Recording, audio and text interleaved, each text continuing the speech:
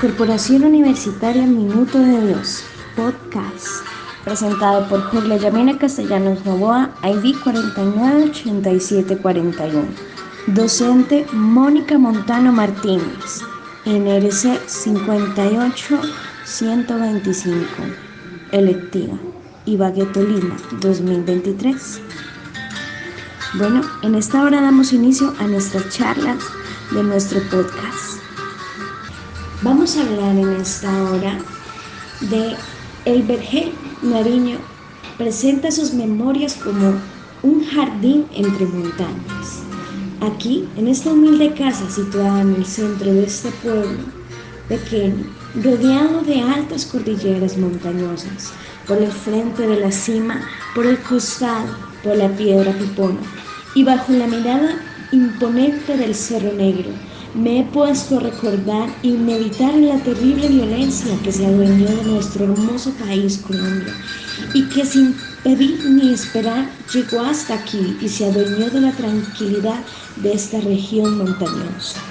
Iniciativas son procesos colectivos de reconstrucción de conflicto que provienen de las víctimas, sus organizaciones de derechos humanos y otras organizaciones que están las víctimas. La importancia es que buscan mostrar cómo la naturalidad de las personas que han vivido en estos horrores, en el marco del conflicto, una forma de resistir, una forma de construir paz.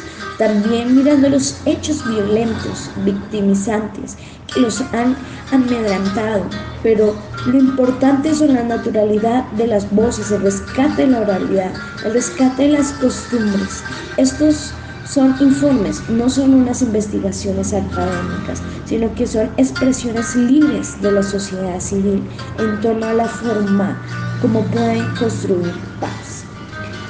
Memorias de El Vergel, un jardín entre montañas, recopilando relatos en el que dan progreso a las relaciones y tradiciones en la vereda El Vergel, del municipio de La Llanada en Nariño, así como los hechos de victimización sufridos en el marco del conflicto armado, especialmente en la década de los 40, cuando se vivió un reclutamiento de la violación a nivel nacional.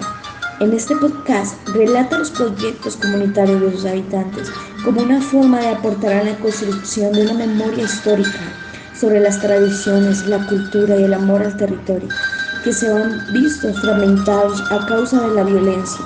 En la vereda del Vergel, ubicada en La Llanada de Nariño, el grupo de memoria La Casita de Leña, Jardín del Recuerdo y los Sueños, comunidad dedicada al rescate y al tejido de la memoria en espacios de escritura y oralidad, narran la historia de la violencia generada por la aparición de grupos revolucionarios al margen de la ley, que consolidan para la memoria una época de horror y violencia y miedo.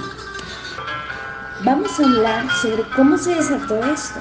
En la década de los 40, la vereda del Vergel atrajo a algunos pobladores de Llanada, Nariño, que en búsqueda de vivir tranquilos decidieron ocupar estos territorios.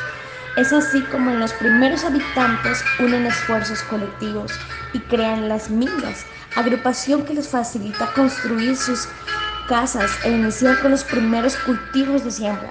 Por esta época se da el inicio al enfrentamiento generado principalmente por desacuerdos entre simpatizantes de los partidos políticos liberales y conservadores, pero no pasaba más allá de simples palabras de desacuerdo.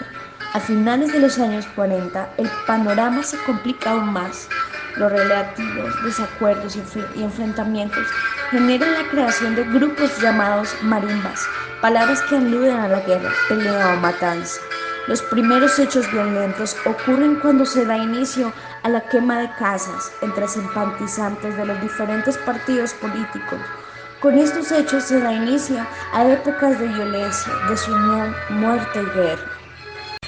Los pobladores de El Vergel, uno de los pueblos nariñenses más desconocidos, vivieron los embates de diferentes actores armados en su territorio, grupos guerrilleros, paramilitares y organizaciones criminales, y hacen memoria de esos hechos. En el año de 1985, los pobladores se percatan de la presencia de personas desconocidas en su territorio y son considerados como pandilleros. Este grupo luego se identifica como combatiente del M-19, dando así inicio a la segunda ola de incertidumbre, amenazas y miedo, más aún cuando no se evidenciaba respaldo militar ni policial.